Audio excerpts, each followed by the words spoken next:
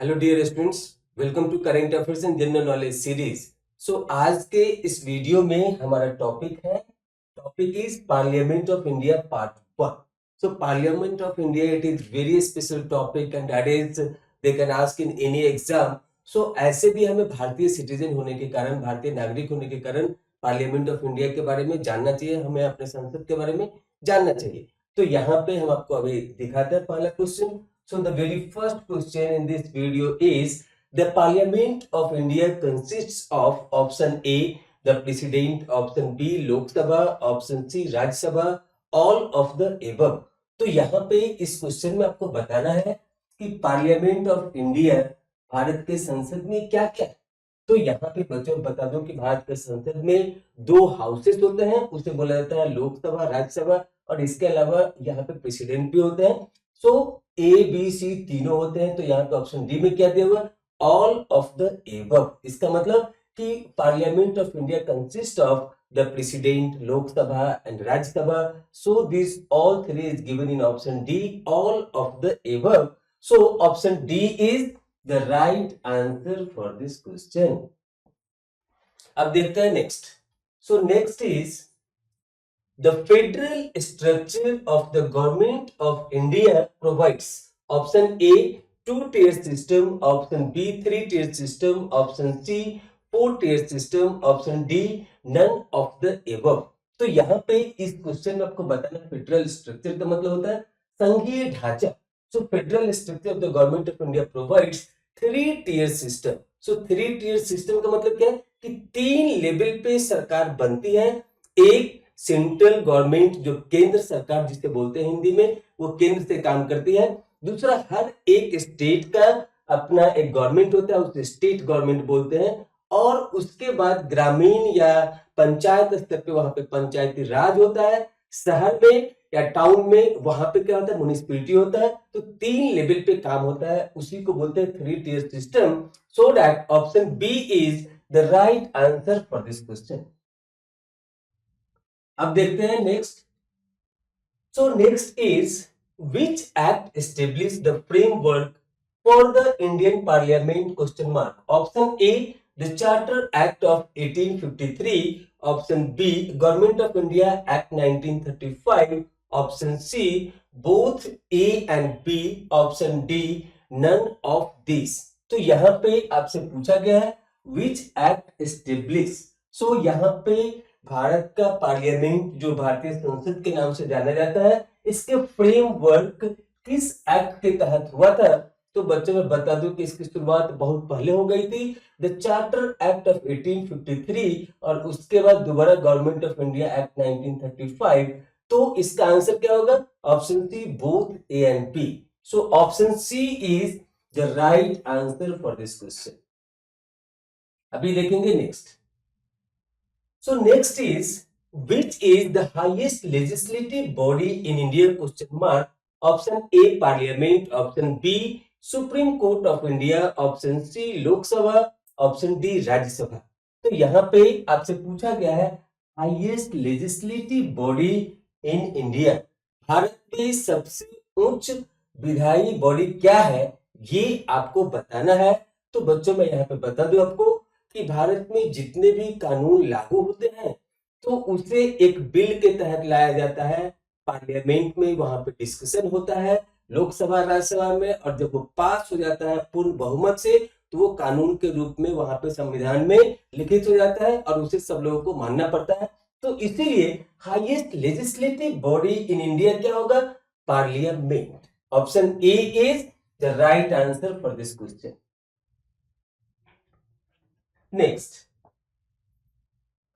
Next is how many houses are there in the Indian Parliament question mark। Option A 1, option B 2, option C 3, option D 4।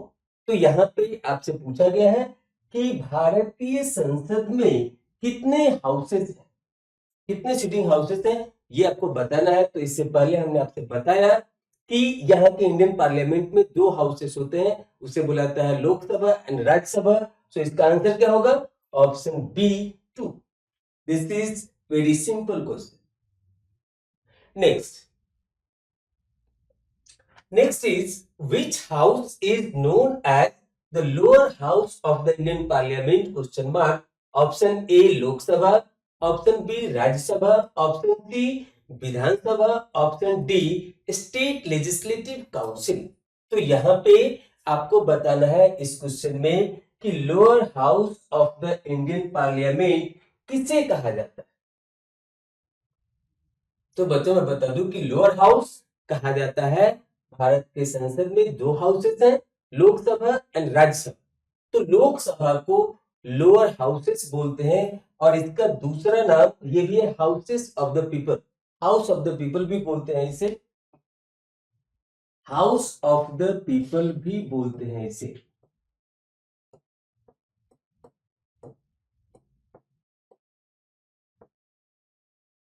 सो अगर आपसे पूछे which is called lower house of the Indian parliament, then the answer will be Lok Sabha, which is also known as house of the people. क्योंकि लोकसभा में जो भी member आते हैं तो मोस्टली वहां पे डायरेक्टली जनता के द्वारा चुना करके इलेक्ट होकर के आते हैं, इसीलिए इसे बोलते हैं हाउस ऑफ द पीपल। यहाँ पे डायरेक्ट इलेक्शन होता है, जो नेशनल इलेक्शन होता है, जनरल चुनाव होता है, तो उस समय में हम जब एमपी के लिए वोट करते हैं, वही एमपी जो जीत करके आते हैं वो लोकसभा के मेंबर बनते हैं, इसीलिए इसे हाउस ऑफ द पीपल भी बोला जाता है। और इसका दूसरा नाम क्या है?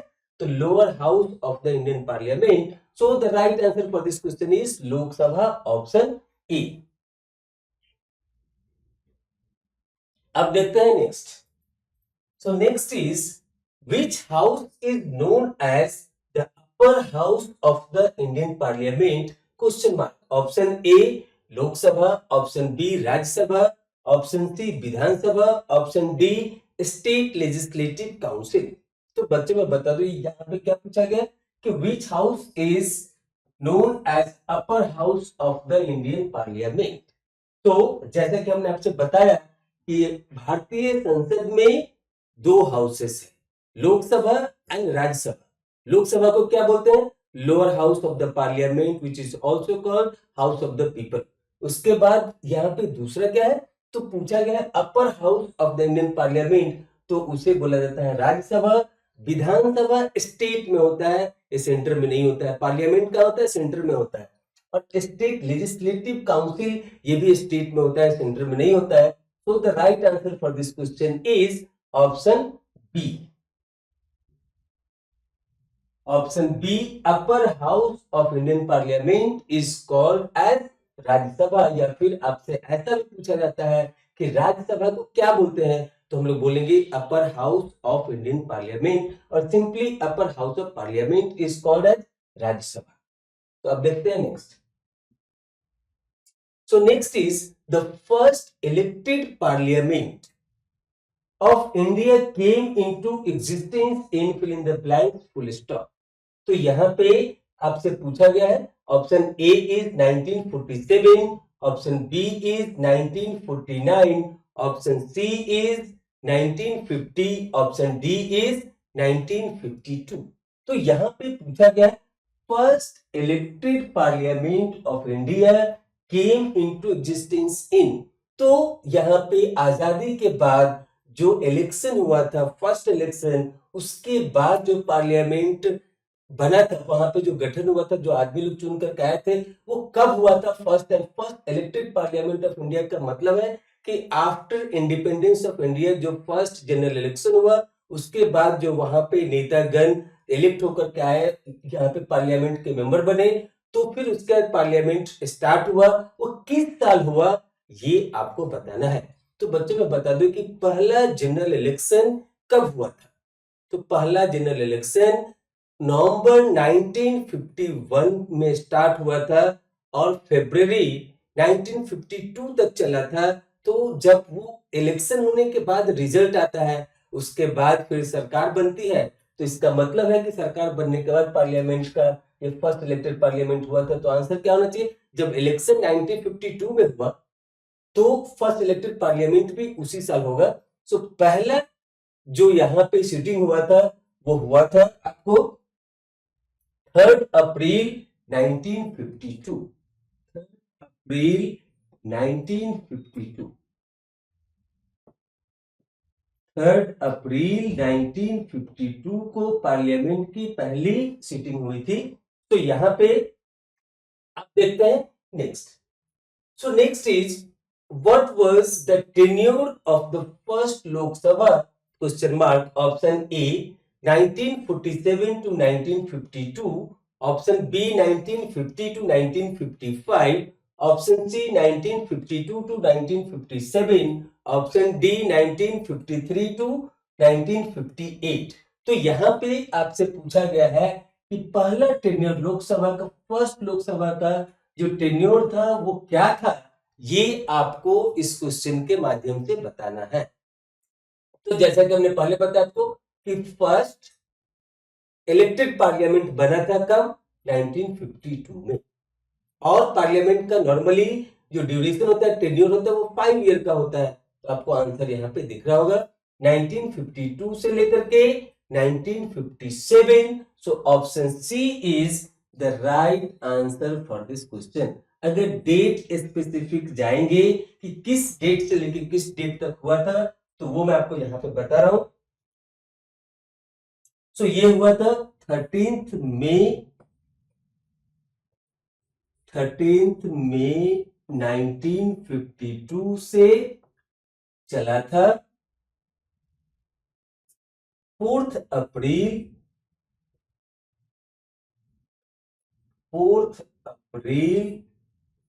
1957 तक।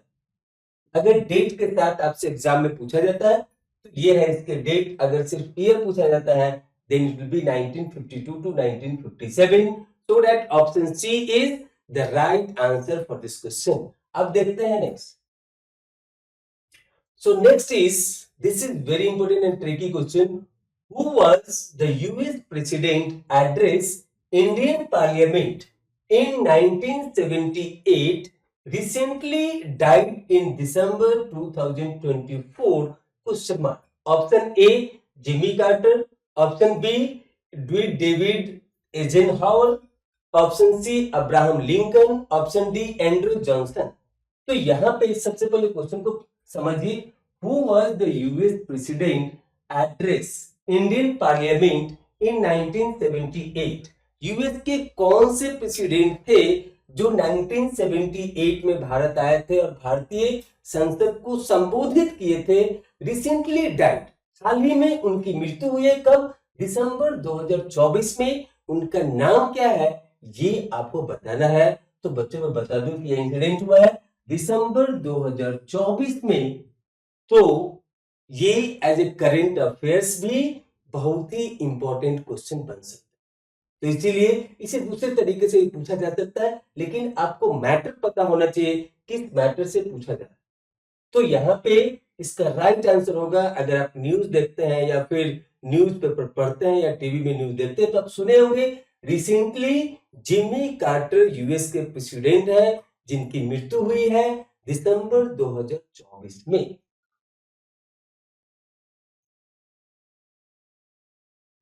29 दिसंबर।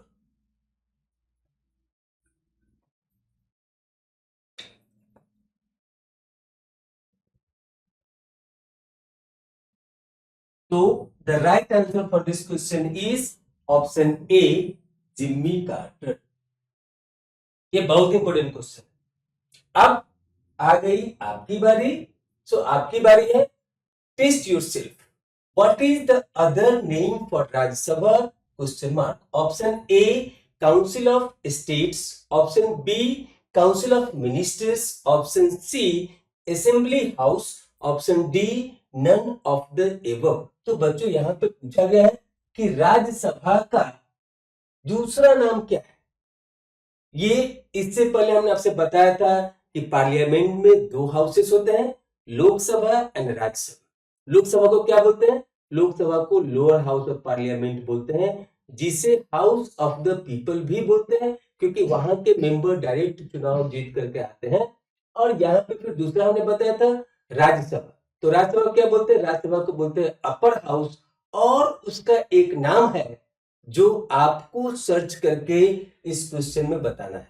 एक तो हमने बता दिया राज्यसभा का एक नाम है अपर हाउस ऑफ इंडियन पार्लियामेंट, यहाँ पे और पूछा गया कि what is other name, Rajya Sabha को और किस दूसरे नाम से जाना जाता है, ये आपको बताना है इस क्वेश्चन के माध्यम से।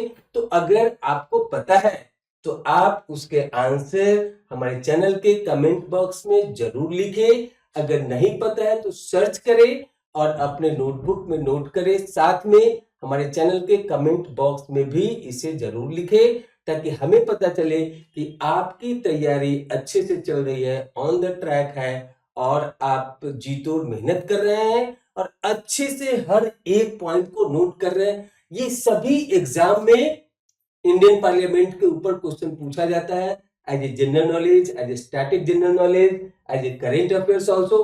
तो आप उसे जरूर नोट करें। ये टॉपिक बहुत ही इंपॉर्टेंट टॉपिक है एग्जाम पॉइंट ऑफ व्यू से, आप इसे मिस न करें, एक एक पॉइंट अच्छे से नोट करें। तो इसी के साथ आज के इस वीडियो में यहीं पे हम लोग फिनिश करते हैं।